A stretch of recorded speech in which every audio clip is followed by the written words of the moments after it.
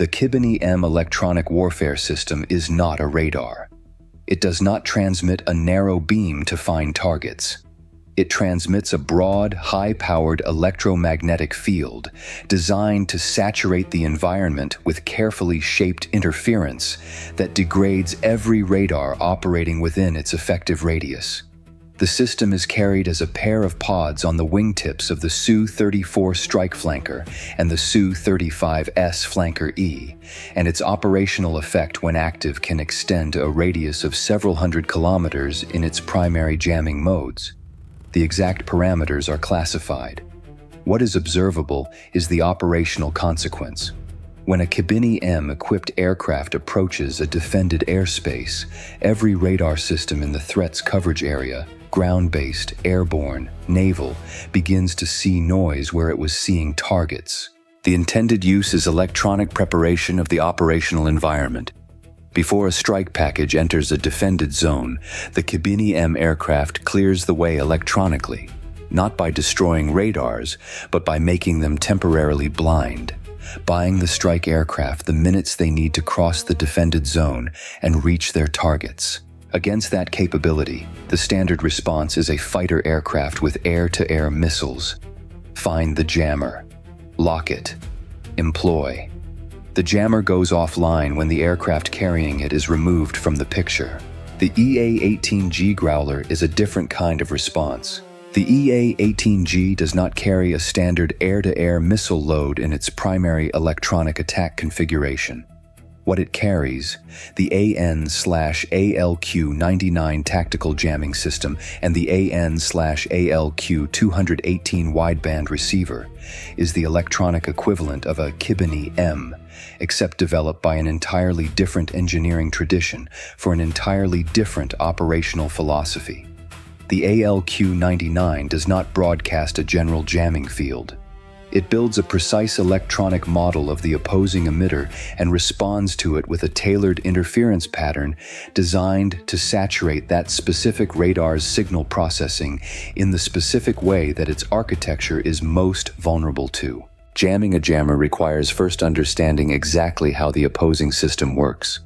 The ALQ-218's job is to build that understanding in real time. Once the understanding is sufficient, the ALQ-99's job is to exploit it. At 4:31 a.m. on a Wednesday in November, the Khibiny-M went active over the western Black Sea. The signature was not subtle. The E-3C sentry working the Black Sea air policing sector registered the interference in the same update cycle that it registered the two Su-34 contacts climbing from the Russian Black Sea Fleet's aviation element at Saki Air Base. A broad-spectrum noise floor increase across 17% of its APS-145's operating frequency range, consistent with Khibiny-M Type B emission profile at medium range. The two Su-34 contacts themselves were visible on the sentry's picture. The Khibiny-M's jamming was not targeted at the sentry at this range, or had not yet reached full power in that direction. But the ground radars along the Romanian and Bulgarian coasts were receiving the full effect. The 152nd Air Defense Group operating the Romanian military radar station on the Dobruja Plateau, 60 kilometers inland from the Black Sea coast, reported degraded picture quality at 4:31 a.m. and 22 seconds.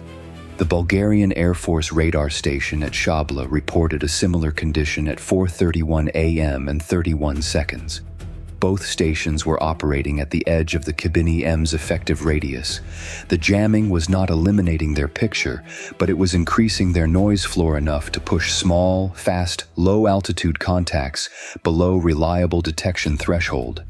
Any maritime strike aircraft approaching the Romanian or Bulgarian coastline at low altitude behind the Su-34s would be operating in a radar-degraded environment that significantly reduced the warning time available to the surface-based defenses. The Su-34s at this moment were 210 kilometers from the Romanian coast.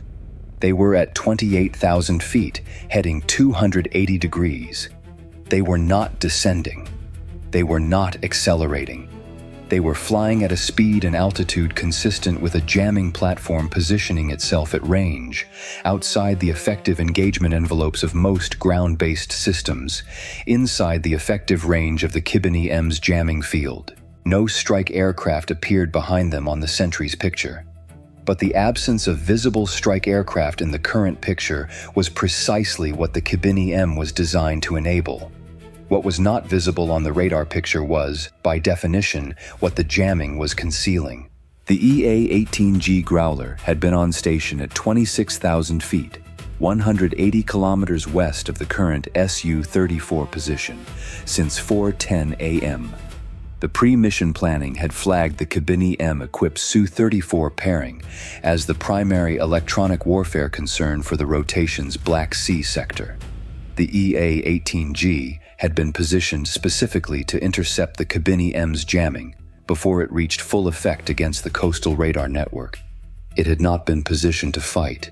It had been positioned to listen first. The ALQ-218's wideband receiver began its characterization of the Khibiny-M emission at 4:31 a.m. and 40 seconds, 9 seconds after the first jamming signature appeared on the Sentry's display. The characterization process for a Khibiny-M Type B emission involved building a precise spectral model of the jamming field, the exact frequencies being jammed, the power distribution across the jamming bands, the specific pattern of the interference that revealed how the system's signal generator was allocating its output power among its different jamming modes. The last item was the key. The Khibiny-M, like any active electronic warfare system, could not jam all frequencies simultaneously at full power. It had to make choices about where to allocate its output. Those allocation choices were determined by the system's pre-programmed mode settings, the Khibiny-M operator's selection of which radar types to prioritize, which frequency bands to focus on, and what jamming pattern to use against each. The allocation pattern was a signature as distinctive as a fingerprint, and the ALQ-218 was reading that fingerprint in real time. At 4:33 a.m., 2 minutes into the characterization process, the WSO in the EA-18G's rear seat had a sufficient spectral model of the Khibiny-M's Type B emission to identify 3 things: which frequency bands the system was prioritizing for maximum power output, which bands it was covering at reduced power with background noise, and which bands it was not covering at all, the spectral gaps that represented the Khibiny-M's allocation blind spots. Every jamming system has blind spots. The Khibiny-M's designers had made choices about which radar types to prioritize. The system prioritized the frequency ranges associated with the NATO radar types, most commonly encountered in the Black Sea theater. The frequency bands used by the AN/APG-68 of the Romanian F-16 fleet and the AN/APG-79 of the U.S. Navy F/A-18E fleet. Against those frequencies, the Khibiny-M was applying maximum power. The frequency band associated with the AN/ALQ-99's own jamming signal was in the Khibiny-M's medium priority allocation, covered, but not with the full output that the priority bands received. The ALQ-99 activated at 4:33 a.m. and 12 seconds. Not a broad-spectrum noise transmission. A precisely shaped interference signal, targeted at the specific Khibiny-M emission frequencies the ALQ-218 had characterized, at a power level calculated to saturate the Khibiny-M's own signal processing chain rather than the frequency bands the Khibiny-M was jamming. The ALQ-99 was not jamming the Romanian radars. It was jamming the jammer. This required a precision that most discussion of electronic warfare did not address. The Khibiny-M was not a radar with a single receiver. It was an active transmitter with its own monitoring systems, receivers that continuously sampled the electromagnetic environment to verify that its jamming field was maintaining the correct characteristics. If those monitoring receivers received interference, the Khibiny-M's internal processing would attempt to compensate, increasing power output, shifting frequency allocation, adjusting the jamming pattern to account for the new interference. That compensatory response was exactly what the ALQ-218 had been positioned to observe and exploit. When the Khibiny-M adjusted its allocation in response to the ALQ-99's interference, the adjustment would reveal the specific frequency bands where the system's output power could most efficiently be reduced. Each adjustment by the Khibiny-M gave the WSO better data for the next ALQ-99 targeting adjustment. It was a feedback loop. Electronic countermeasures and countermeasures cycling at the speed of signal processing, neither side able to see the other, both conducting the contest entirely in the electromagnetic spectrum. At 4:34 a.m., the Romanian radar station at Dobruja reported an improvement in picture quality. Not full restoration. The Khibiny-M was still transmitting at high power in the frequency bands the ALQ-99 had not yet addressed. But in the frequency bands where the ALQ-99's first targeting adjustment had been applied, the noise floor had dropped from degraded to marginal operational. The Su-34 crew's response to the ALQ-99's activation registered on the EW suite within 31 seconds. The Khibiny-M emission profile shifted. The frequency allocation changed. The system redirected power from some of the priority bands toward the frequency range where the ALQ-99 interference had appeared. The Khibiny-M was attempting to jam the ALQ-99's interference signal with its own output. The Khibiny-M's designers had anticipated that an opposing electronic warfare system might attempt to interfere with its transmission. They had built a countermeasures response into the system's operational modes. The response was logical. Use the system's power advantage. The Khibiny-M's output power significantly exceeded the ALQ-99's in most frequency bands to overwhelm the incoming interference by brute power. The problem with the brute power approach was that it required reallocating power from the bands the Khibiny-M had been prioritizing, the AN/APG68 and AN/APG79 frequency ranges. As the Khibiny-M shifted power toward the ALQ-99 interference frequency, the jamming intensity in the Romanian radar's operating bands decreased. At 4:35 a.m., the Dobruja radar station reported full picture restoration in its primary operating frequency. The first friction event arrived at 4:35 a.m. and 19 seconds. The Khibiny-M shifted to a backup mode, a wider band, lower power jamming pattern that attempted to cover all relevant frequency ranges simultaneously at reduced individual intensity, rather than concentrating on specific bands. The backup mode traded peak jamming effectiveness for coverage breadth. The Dobruja radar's picture degraded again at 4:35 a.m. and 27 seconds, not to the original impaired level, but to a marginally reduced operational quality that was better than before but not fully clear. The Khibiny-M had found a mode that split the difference, reduced peak effectiveness in any single band, but coverage broad enough to prevent the ALQ-99's targeted interference from creating a clean exploitation window. The electromagnetic contest had reached a dynamic equilibrium. Neither system was fully effective. Both were allocating processing resources to address the other, and the practical result was a degraded environment for everyone, including the systems doing the degrading. The WSO's assessment transmitted to the CAOC at 4:35 a.m. and 40 seconds. Khibiny-M in backup mode, partial mitigation achieved, coastal radar network at 60% operational quality in primary bands. Cannot achieve full restoration without direct engagement of Su-34 platforms. ALQ-99 approaching thermal management threshold on primary jamming pods. Thermal management. The ALQ-99's power amplifiers, operating at sustained high output for 4 minutes and 28 seconds, were approaching the temperature boundary where the pod's thermal protection system would reduce output to prevent amplifier damage. The same thermal management event that had occurred in the Spratly Islands engagement.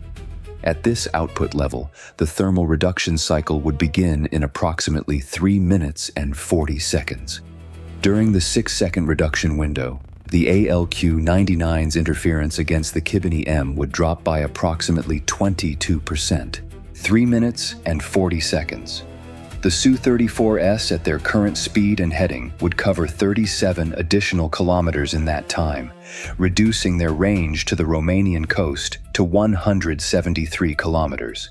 At 173 kilometers from the coast, any low-altitude strike aircraft following behind the Su-34s would be approximately 12 minutes from coastal approaches. At 4:36 a.m., the FA-18E section assigned to the Su-34 intercept was at 180 nautical miles west of the Su-34 contacts and accelerating. The section had been held back from the Su-34's position during the electronic contest. The CAOC's assessment was that committing the F/A-18E section while the Khibiny-M was at full power would be placing the section's APG-79 radars in the middle of a jamming field that would significantly degrade their fire control performance.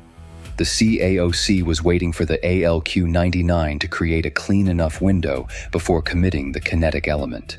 At 4:36 a.m. and 30 seconds, the CAOC transmitted to both the EA-18G and the F/A-18E section, committing Stinger flight.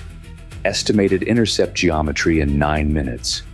Growler maintain ALQ-99 until Stinger has fire control solutions. Maintain ALQ-99 until fire control solutions. The instruction meant sustaining the electronic contest through the thermal management event and its 6-second output reduction. It meant accepting that the Khibiny-M would have a 22% effective period during the reduction cycle, during which the coastal radar picture would drop back toward fully degraded.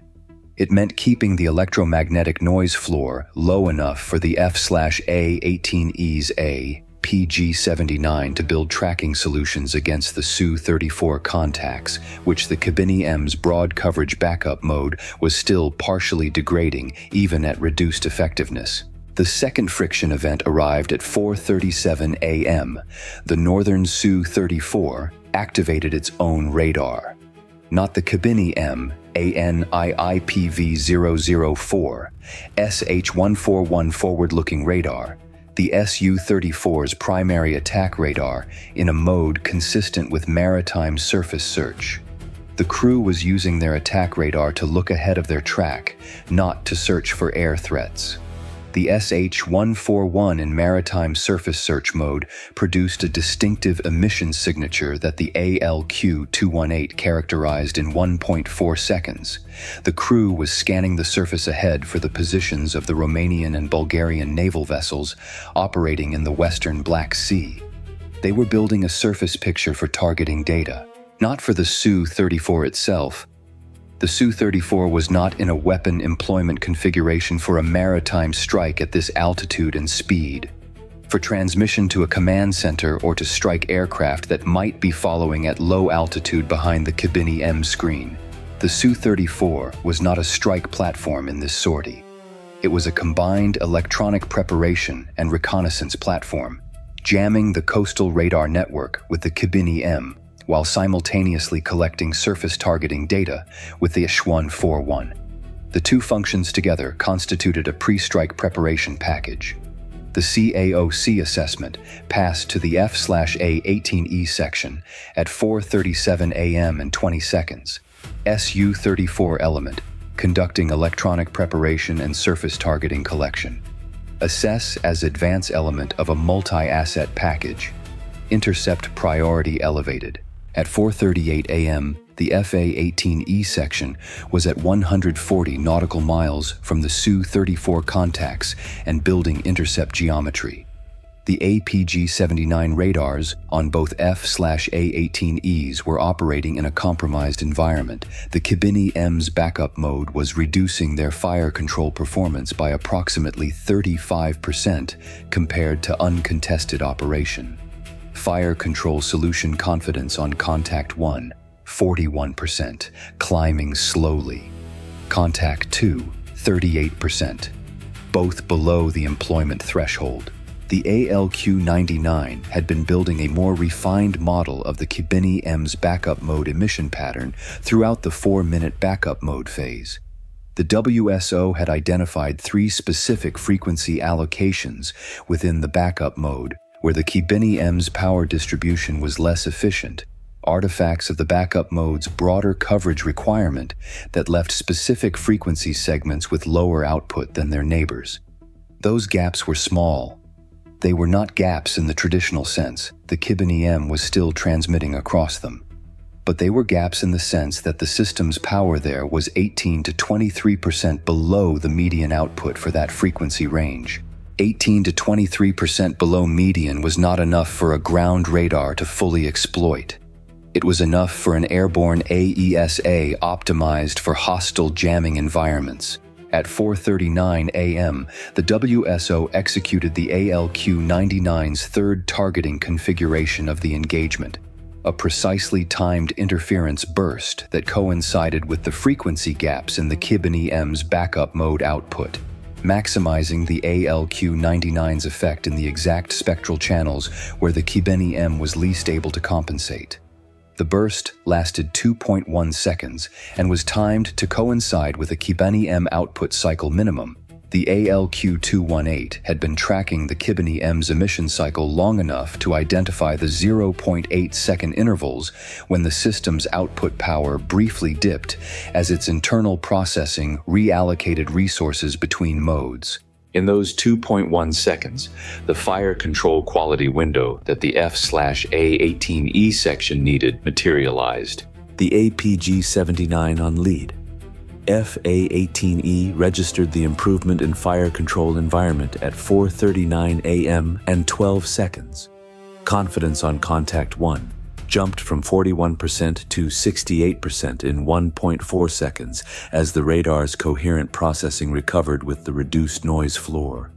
Contact 2, 64% in the same window, both below the employment threshold of 75% but climbing rapidly. At 4:39 a.m. and 20 seconds, Contact 1's confidence reached 76%.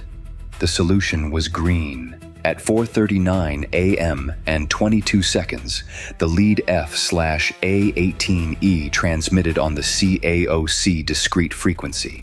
Control, Stinger lead. Contact 1 solution green, 76%. Contact 2, 71% and climbing. Request weapons free authorization. The CAOC authorization came at 4:39 a.m. and 29 seconds. Weapons free on both contacts, priority contact 1.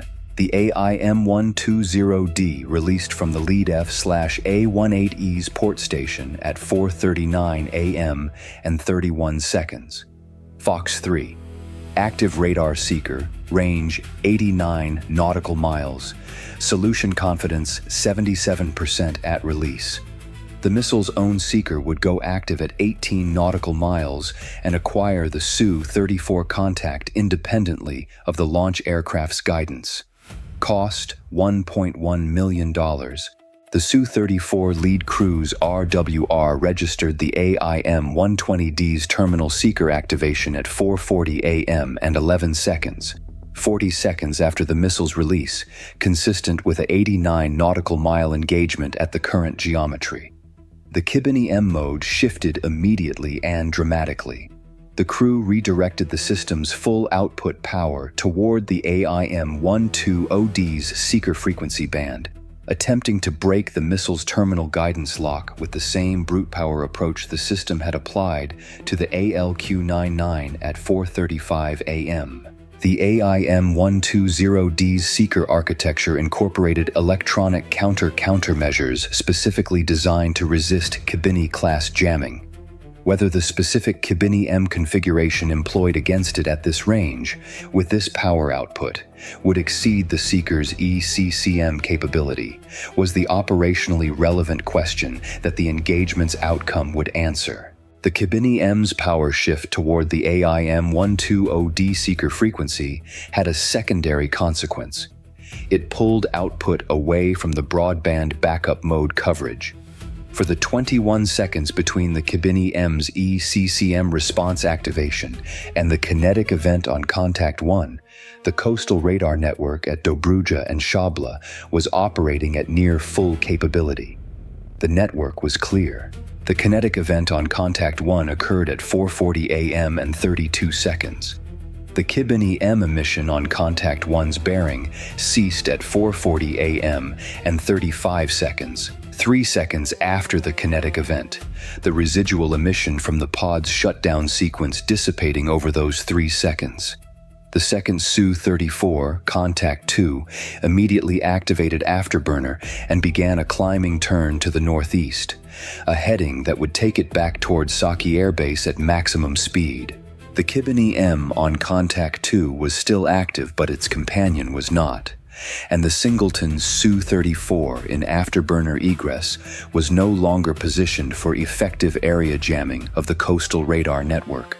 The geometry of a single Khibiny-M in a moving aircraft heading northeast at Mach 1.1 produced a rapidly changing, increasingly directional jamming field that the coastal radar's signal processing was designed to filter as a moving interference source rather than treat as area denial. At 4:41 a.m., the Dobruja station reported full picture restoration.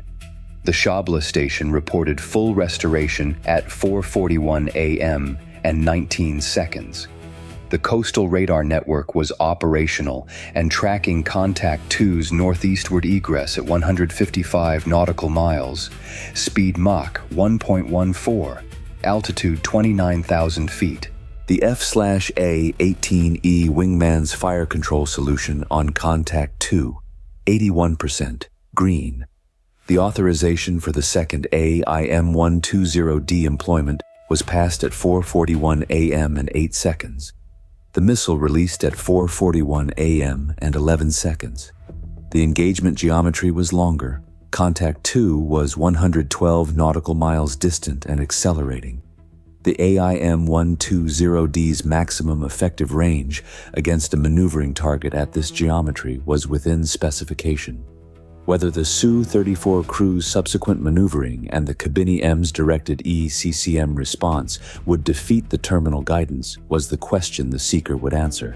At 4:41 a.m. and 57 seconds, Contact 2's radar return disappeared from the Sentry's tracking picture. The Khibiny-M emission on Contact 2's bearing ceased at 4:42 a.m. and 2 seconds. Both Su-34 contacts removed from the picture.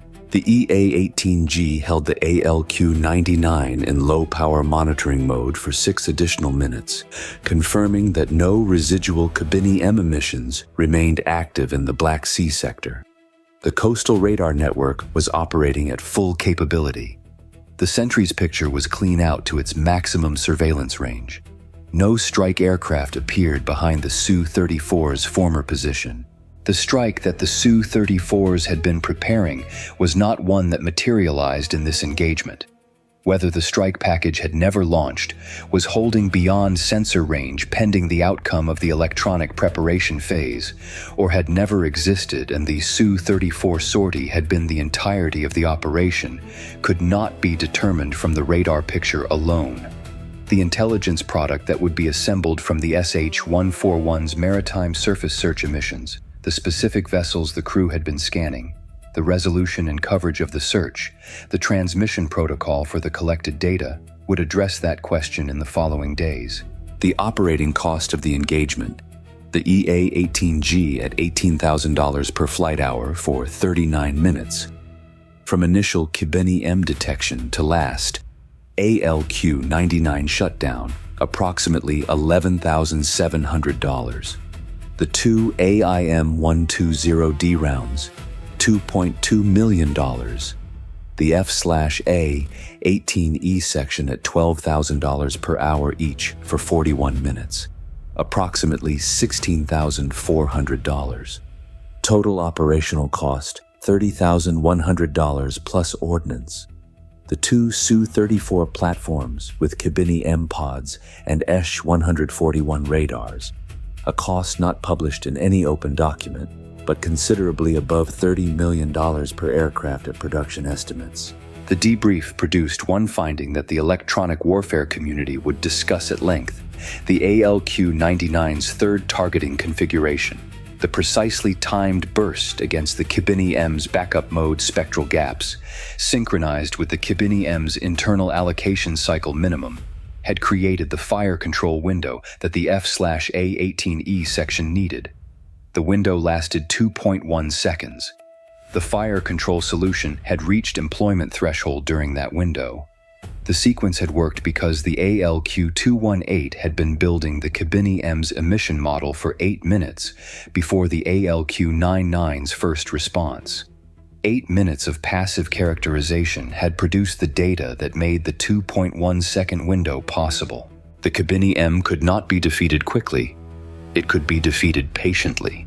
2 Su-34s, 1 EA-18G, 2 F/A-18Es, 28,000 feet, 39 minutes of electronic contest from Khibiny-M activation to final emission cessation.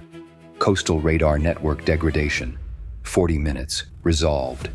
ALQ-99 targeted configurations, 3. Khibiny-M mode changes in response, 4. 2. AIM-120D rounds employed. Both contacts removed from picture. Coastal radar network restored to full operation. Confirmed. Strike package behind Su-34s. Not observed. The electromagnetic spectrum returned to its natural noise floor at 4:48 a.m. It was quieter than it had been in 40 minutes. The sentry's picture was clear. The Black Sea below was as it always was. Contested, monitored, and for this morning's first light, uncontested from above.